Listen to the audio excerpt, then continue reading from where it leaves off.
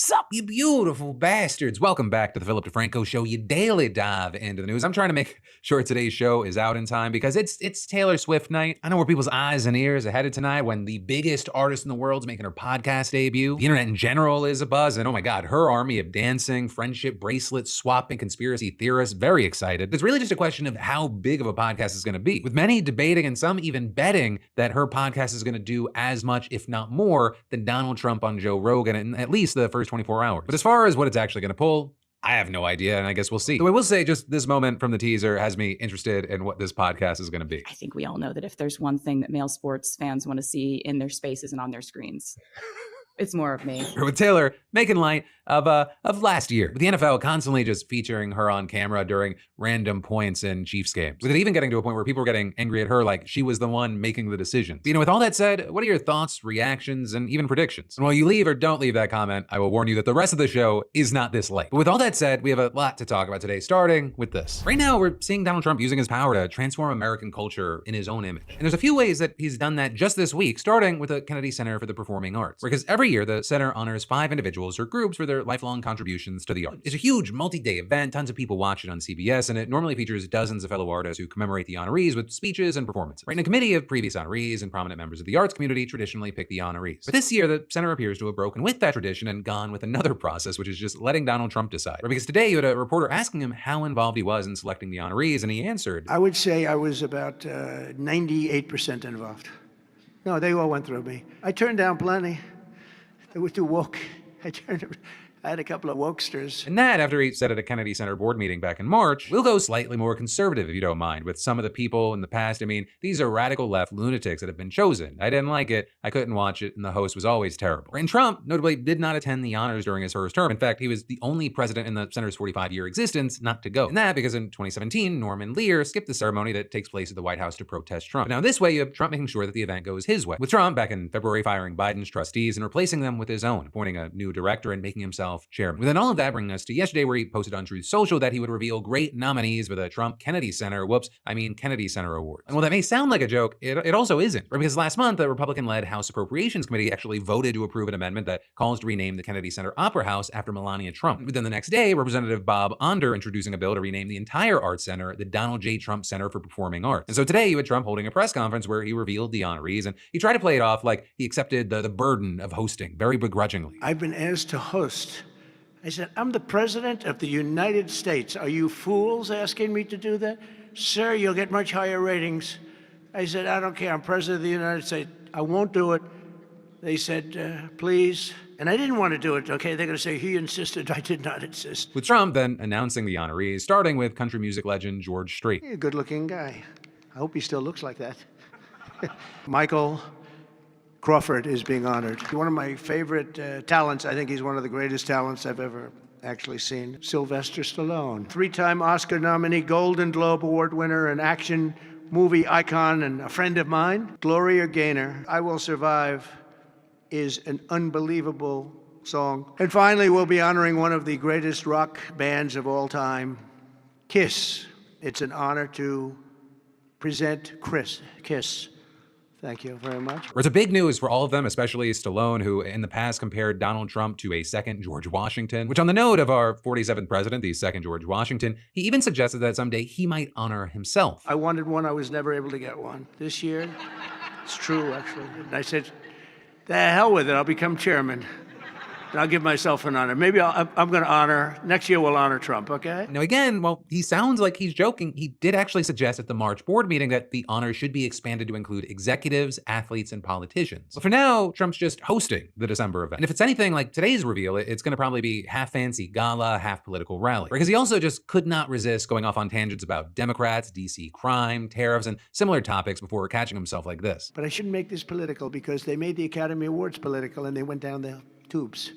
So they'll say, Trump made it political, but I think if we make it our kind of political, we'll go up, okay? Let's see if I'm right about that. But all of that, it's just one way that Donald Trump is reforming American cultural institutions and his image. Because the White House just announced that it would be conducting what it called a comprehensive internal review of the Smithsonian to bring it in line with an executive order from March titled Restoring Truth and Sanity to American History. An order that accused the Smithsonian of coming under the influence of a divisive, race-centered ideology and promoting narratives that portray American and Western values as inherently harmful and oppressive, as well as the view that race is not a biological ideological reality, but a social construct. And so the White House says that this review aims to ensure alignment with the president's directive to celebrate American exceptionalism, remove divisive and partisan narratives, and restore confidence in our shared cultural institutions. Right, and then adding, within 120 days, museums should begin implementing content corrections where necessary, replacing divisive or ideologically driven language with unifying, historically accurate, and constructive descriptions. And to make sure that that gets done, Trump's people are going to be sticking their nose in everything. Right, they'll be looking at all public-facing materials, including placards, wall didactics, digital displays, social media content, pretty much anything that says anything. They're also requesting everything from grant-related documentation, budgets, and schedules to inventories of permanent holdings, staff manuals, and organizational charts. And then finally, they'll conduct on-site observations and interview curators and senior staff to, quote, better understand how they decide what to exhibit. And according to the White House, all of this is just phase 1, covering 8 of the Smithsonian's 21 museums. And then later on, phase 2 will expand the review to other museums as well. Now, with all that, the Trump administration's barnstorming may give off the impression that it has the authority over the Smithsonian, but it actually doesn't, at least not officially. Right? The Institute's day-to-day operations are run by a secretary who's appointed by an independent board of regents that broadly governs policy. And in June, the board said that it's committed to ensuring that it remains free from political or partisan influence. But not only did Trump's March executive order tie future federal funding to compliance, it said that Vice President J.D. Vance, who sits on the Smithsonian's board, would work with Congress to appoint new board members who were broadly in agreement with the order, which is then when weird shit started happening. Right? Like in May, Trump announced on Truth Social that he was firing the director of the National Portrait Gallery, saying she is a highly partisan person and a strong supporter of DEI, which is totally inappropriate for her position. But with that, Trump didn't actually have the authority to fire her, though it didn't matter in the end because she ended up resigning. Then in July, the artist Amy Sherald canceled her upcoming exhibition at the same gallery after a dispute over one particular painting of a trans woman with pink hair and a blue gown holding a torch, Statue of Liberty style. With her saying, while no single person is to blame, it's clear that institutional fear shaped by a broader climate of political hostility towards trans lives played a role. And then most recently, we found out that the National Museum of American History removed references to Trump's first-term impeachments following a review. And now the latest review also directs the Smithsonian to submit its plans to commemorate the country's 250th anniversary within the next 30 days. With that event scheduled for the next 4th of July, and we're already beginning to see how Trump's making a mark on that, because it's now been confirmed that the White House will host a UFC cage fight to mark the occasion, though it's a little unclear where it's going to happen since the fights usually take place in huge arenas with an octagon. But Trump has also previously suggested building a cage on the White House grounds and inviting as many as 25,000 attendees, which honestly, I think he may actually do. But it kind of lines up with a made-for-TV presidency. And there's just a lot that's going to be going on. In addition to the 250th anniversary, I mean, next year we're going to see the United States hosting the Olympics and the World Cup. So, a lot to keep our eyes on. And then next up, let's talk some online backlash news. Because you have people right now threatening to boycott e.l.f. Cosmetics after the company featured comedian Matt Rife in its newest ad campaign. Hey girl,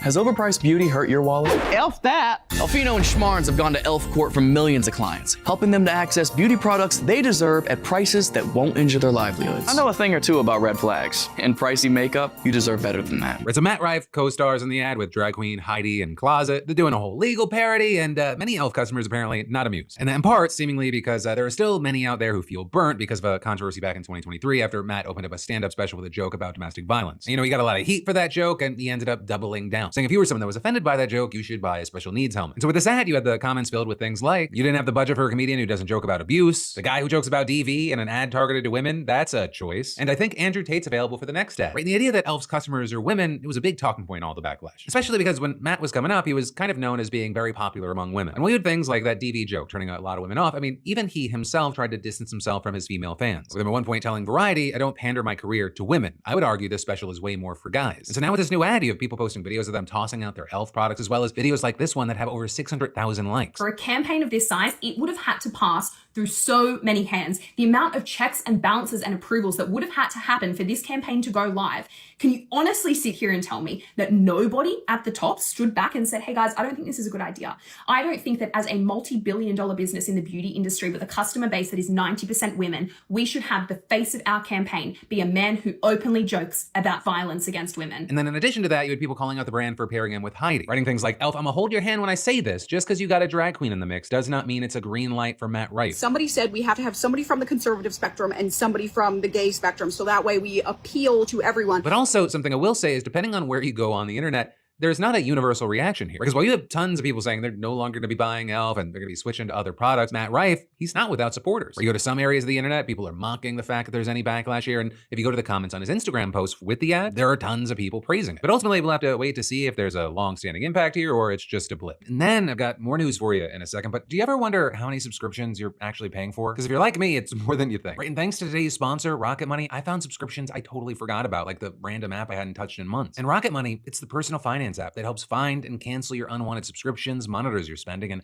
helps lower your bills so you can grow your savings. I also found I'd been paying for a service I hadn't used in years. You know, Rocket Money, it gives you an all-in-one, easy-to-digest dashboard overview of your financial life, subscriptions, spending habits, bills, and more. And Rocket Money will help you cancel unwanted subscriptions in just a few taps. But it also doesn't stop there. The app also helps you cut back on spending like it did for me with dining expenses I didn't realize were adding up. Plus, it lets you set budgets and tracks your spending automatically. I mean, Rocket Money has over 5 million users and has saved a total of $500 million in canceled subscriptions and saves members up to $740 a year when using all of the app's premium features. And you can choose the plan that fits your budget. So cancel your unwanted subscriptions and reach your financial goals faster with Rocket Money. Just go to rocketmoney.com/PDS today. That's rocketmoney.com/PDS, rocketmoney.com/PDS. And then next up in the news, it's happening. The Texas Senate just approved new congressional maps that give Trump his wish. They carved out 5 more Republican seats in the House. But this is also just the first step, and there are still a bunch of things that need to happen before the new gerrymandered lines can be finalized. Because yesterday, the state Senate passed the measure 19-2 with only Republicans voting in favor. And that after 9 of the 11 Democrats walked out of the chambers in protest, calling the process corrupt and claiming in a statement, this mid-decade redistricting isn't about fair representation, it's about politicians picking their voters instead of voters choosing their leaders. And notably there, while the 2 Democrats who remained in the chamber voted no by not walking out, they still gave their Republican colleagues a quorum, meaning that they had enough members present to hold a vote on the maps. And so with that, you had the 2 Dem state senators issuing a statement defending their choice to stay, saying we learned that quorum breaks can delay but not defeat this effort. Legislators cannot stay away forever, and the governor will call as many special sessions as needed to prevail. Our greatest hope is at the courthouse, and the sooner we get there, the better. And those remarks are actually super significant because they come as Democrats in the state house have fled the state entirely to deny a quorum in the lower chamber after Governor Greg Abbott called a 30-day special session to redraw the maps. So it was a session that Abbott very much tried to promote as, being about a number of other legislative issues, including relief for the deadly floods that killed 135 people. And with that, yesterday, GOP leaders in the state house and Senate said that if Democrats do not return by Friday and give them a quorum, they would end the special session several days early, paving the way for Abbott to start a whole new one. With then Abbott issuing a statement saying that he would start a second special session immediately after the first one ends. With him claiming that special session 2, election stealeroo, will have the exact same agenda with the potential to add more items critical to Texans. Saying there will be no reprieve for the derelict Democrats who fled the state and abandoned their duty to the people who elected them. Saying I will continue to call special session after special session until we get this Texas first agenda passed. And that last part, it echoes comments that he made to Fox News over the weekend. This could literally last years because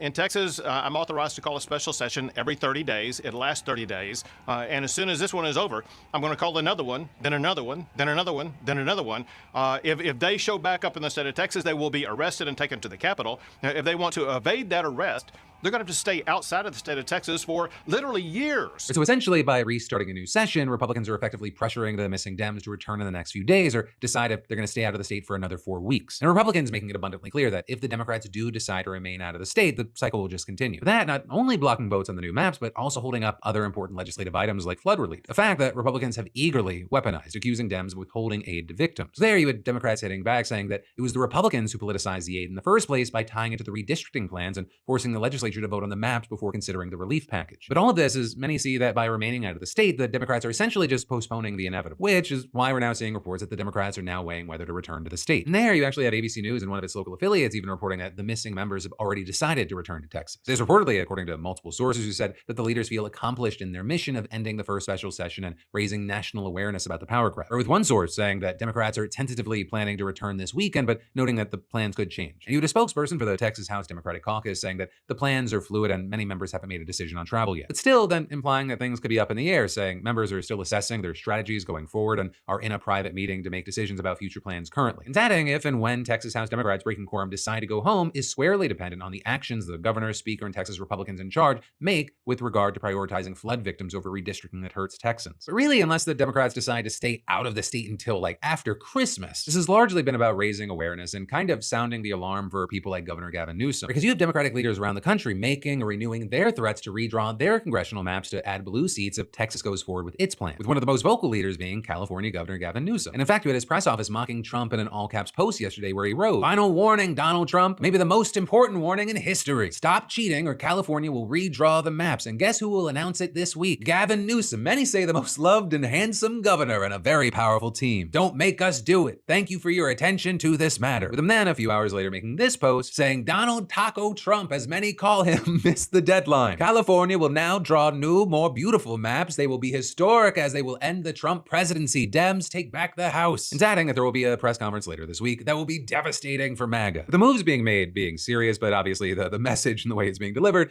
being kind of a mockery of Trump who posts like that. And with that, I'll say, as of recording, Newsom has not provided any specific details, but for a few weeks now, the governor has been pushing California state lawmakers to approve a bill that would ultimately allow Democrats to pass a map that benefits them. And specifically there, the legislation sets up a special election on November 4th for voters to consider a ballot measure that would let Dems bypass the state's independent redistricting commission and enact their own maps ahead of the midterms. So also, very notably, Newsom called on state lawmakers to set up a trigger mechanism, right, which would make it so that the new maps only take effect if Texas or other GOP-controlled states move forward with their power grabs. And you had him writing a letter to Trump on Monday saying he would only move forward with a redistricting effort if Trump refused to back down. Writing, if the other states call off their redistricting efforts, we will happily do the same, and American democracy will be better for it. And generally speaking, it does appear like many Democrats and people critical of Trump have been supportive of this move. Or many noting that in an ideal world, an ideal country, you're not doing this. That in an ideal world, you pass a federal law about having independent commissions and make it so that, it's fair. But noting there that the Democrats have tried that and it's been killed by Republicans. And so at a time where you have Donald Trump saying, get me 5 more